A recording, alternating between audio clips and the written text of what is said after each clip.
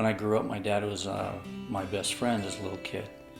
I remember him going to work and waiting for him to come home on the bus. And he'd always share what he didn't eat out of his lunch pail.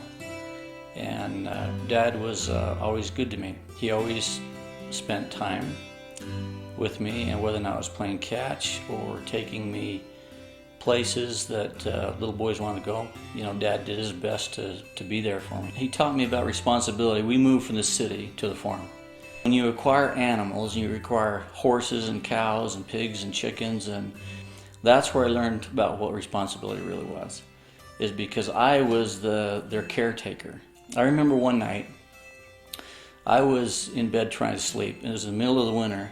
I thought I could hear the faint cry of a little lamb. And I just laid in my bed and put the covers over me, and I could hear the wind blowing because my bed was right by the door.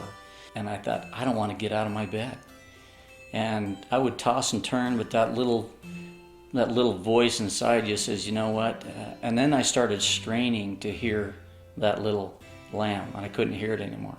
So I got out of bed and put on my overalls and my warm coat, and I went down. It was about 150 yards away. I went down and I saw the little lamb had climbed out of its pen. And it was laying there in the snow, and it was about gone. And I remember picking it up and putting it in my coat, carrying it back up and taking it in my bedroom, and taking a towel, putting it in the dryer and warming it up and wrapping around that lamb. And after a little while, the thing started to come back to life and it jumped out of its box, and soon the lights were on and everybody in the whole home was in my bedroom.